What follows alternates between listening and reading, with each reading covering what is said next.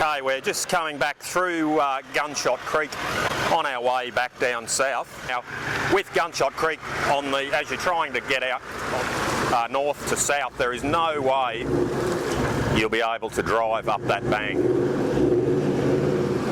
In fact, Warwick's just, it's very extremely sloppy down the bottom of this, so Warwick hasn't really even made it to the bank of the creek, and he's already stuck, so this looks like it'll be a winch out job.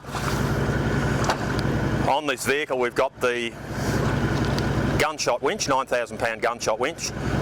Probably a little bit small for the vehicle and the weight we're carrying, but the Gunshot's are an extremely capable winch. I believe they're one of the best electric winches you can buy.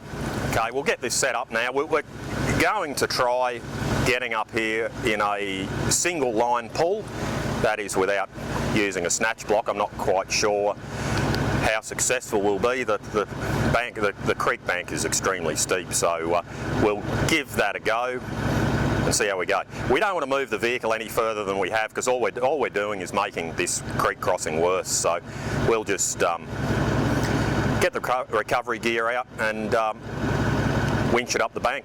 We've got the tree protector around the tree here, so that saves ring barking the tree, doing damage to the tree. We've just got it hooked up here with the hook off the winch. We haven't put a bow shackle in there. Basically, the less gear you've got connected, the less you've got to go wrong if something does break. We're going to give this a go with a single line pull, which basically means we're not running it through a snatch block, so we're not quite sure how we'll go. It is a fairly steep pull, and it'll be a struggle for the winch, but we'll see how we go. Yeah, so what Warwick's doing now is just taking up the slack on the winch cable to get it nice and taut, and then we'll be ready to give it a go. So that's nice and tight there. What we're using on this Gunshot winch is the synthetic rope. The synthetic rope is generally a lot easier to use than your traditional steel cable. It's a lot easier on the hands. In the event of a cable breakage, it's also a lot safer. You haven't got steel flying through the air.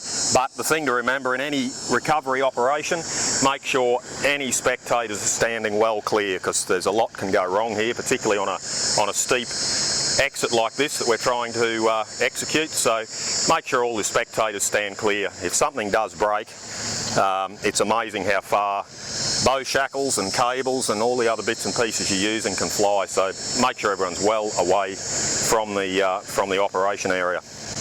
Dean, as you've pointed out here a couple of times, is obviously the safety and things like that. One of the things that we've got here that is not a perfect situation is really we've got this synthetic rope dragging along a lot of sharp objects. So it's another good reason why everyone needs to be clear. Hopefully synthetic rope lives up to its name. If it breaks, it just goes dead in the water, and it's all safer, a lot safer on steel cable. Because it does get more abrasion damage than a traditional steel cable.